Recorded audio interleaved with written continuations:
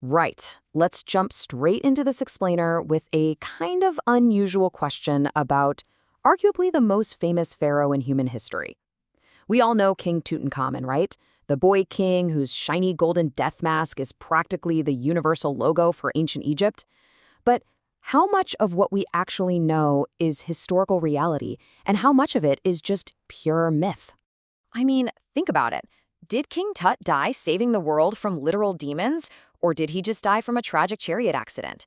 Just imagine a historical record where a thousands of years old boy king, sent directly by the sun god Ra no less, heroically fights off these underworld demons to protect all of humanity. Sounds a little intense for your standard history textbook, doesn't it? So, according to this wild, legendary narrative, demons from the nether regions invaded Earth through a portal, and the young king valiantly sacrifices himself to trap this great evil, closing the interdimensional portal and shattering a magical emerald tablet into four pieces. Cut to the 1920s, and you've got this secret society of powerful aristocrats called the Hellfire Council, desperately trying to reunite these pieces to achieve total world domination. Now, here's the kicker. That thrilling, world-ending story, it's not from any ancient hieroglyphics. It is literally the plot of a completely bonkers 2006 action movie. In that film, a fictional, swashbuckling archaeologist named Danny Fremont races against the Hellfire Council to find King Tut's tomb. But as we pivot away from Hollywood fantasy and look at the actual reality of British archaeologist Howard Carter's discovery in the 1920s, you're going to see that the historical truth is just as bizarre and honestly way more fascinating. The real story of King Tut's modern fame doesn't start with some ancient prophecy. It starts with a donkey. Yeah, a donkey. On November 4th, 1922, a young boy working for Carter's excavation team was just riding his donkey home when the animal slipped into a hidden hole in the sand. That pure lucky accident led Carter and his team to a completely untouched tomb. And eventually, on February 16th, 1923, they finally unsealed a burial chamber that had laid entirely undisturbed for nearly 3,500 years. Inside, over 5,000 absolutely breathtaking relics. But opening up a time capsule like that came with consequences. Well, at least the media really wanted the public to think it did. The second that chamber was unsealed, an international media frenzy absolutely exploded. Headlines around the globe were screaming about a deadly ancient curse protecting the pharaoh. They published these terrifying quotes warning that death would come on swift wings to whoever touches the tomb of Tutankhamun. And just like that, the legend of the mummy's curse was born. Part 1. Bizarre Tomb Anomalies, a Forensic Investigation. So, when you actually look at the physical evidence, the anomalies are genuinely stranger than fiction. When researchers started studying the mummy and the chamber, they realized almost everything was completely wrong. Instead of this majestic, spacious burial hall you'd expect for a pharaoh, a guy who literally acts as the voice of the gods, Tut was shoved into this cramped, warehouse-like room way far away from his royal ancestors. Even worse, all the evidence suggests he was put in a second-hand middle coffin. Experts think it was originally made for an enigmatic female ruler named Neferneferuaten. And get this, because the coffin didn't quite fit inside the sarcophagus, the undertakers hastily hacked off the protruding toes of the coffin just to force the lid shut, literally sawed them right off.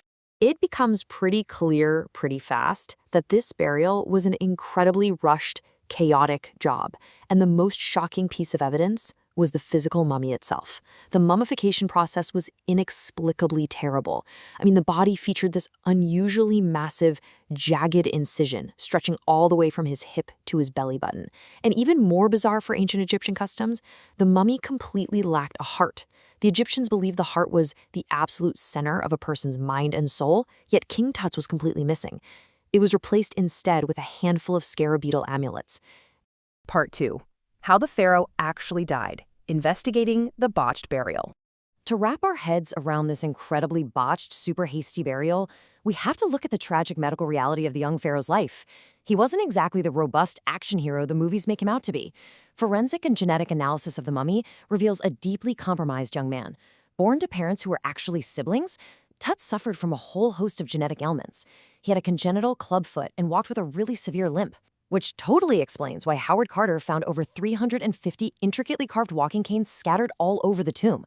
He had a terribly weakened immune system, brittle bones, and his physical remains even showed forensic signs of malaria. Yet despite all this pain and all these ailments, historians know for a fact that the young king absolutely loved riding chariots.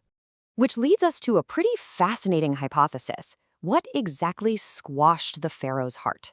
Forensic scientists who have been piecing together his broken bones and his missing chest organs hypothesize a really horrific accident. Picture this. The crippled boy pharaoh takes a fast chariot ride. He loses his balance and falls out. But the chariot doesn't just stop. It keeps moving, and the heavy wheel runs directly over his chest, breaking his ribs and squashing his heart completely beyond repair. Because his death was so sudden, nothing was ready. The body started rapidly decomposing under the hot Egyptian sun, and the undertakers basically panicked. They poured incredibly heavy amounts of embalming oils and resins over the body in a desperate rush, sealing him instantly inside those nested coffins. But this incredible haste caused an absolute disaster. Fire investigators running virtual autopsies on the mummy's burnt flesh fragments discovered that this massive amount of volatile embalming fluids caused a chemical reaction. King Tut literally caught on fire in a spontaneous combustion event right inside his sealed coffin. No way, right? Part 3. The Autopsy of a Myth, Debunking the Curse. Okay, so now that we've solved the physical mystery of the burnt mummy and the tragically missing heart, let's use the historical data to definitively dismantle this infamous curse that Hollywood and the 1920s media loved so much. These sensational stories blamed supernatural forces for a whole string of deaths. They said Carter's canary was eaten by a king cobra as a dark warning from the pharaoh. The rational reality? A local snake just got hungry and ate a bird in a cage. The media claimed Lord Carnarvon, the expedition's financier, was struck down by supernatural revenge. The reality is, he nicked a mosquito bite with his razor, got blood poisoning, and it was ultimately worsened by a lifelong pulmonary disease. And what about Howard Carter, the guy who actually broke the seal and unwrapped the mummy? The supposed prime target of the curse? Yeah. He lived for another 16 years and died of totally natural causes at the age of 64. But the absolute most damning piece of data against this mythical curse is this exact number, 74.5. When researchers calculated the average age of death for the Western scientists, archaeologists, and workers who were allegedly struck down by the pharaoh's dark magic, it came out to 74 and a half years old. I mean, that is an incredibly normal, if not wonderfully long, life expectancy for the early 20th century. Nobody was being struck down in their prime by a magical emerald tablet or a vengeful mummy. The truth of the matter is, the very concept of a mummy's curse wasn't even an actual ancient Egyptian religious practice. Ancient Egyptians didn't write booby-trap curses on their tombs to kill intruders. The whole thing was purely modern confirmation bias, completely fueled by a 1920s media industry that was just absolutely eager to sell sensational newspapers to a public captivated by shiny gold treasure. It's a fantastic reminder for us today of just how easily and how quickly modern media narratives can completely manufacture public perception and turn a totally normal event into a supernatural frenzy. So, as we wrap up this explainer, I really want to leave you with a final provocative thought.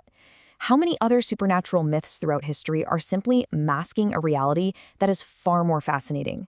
We traded a story about a fictional demon-fighting pharaoh for the true tragedy of a frail teenage boy.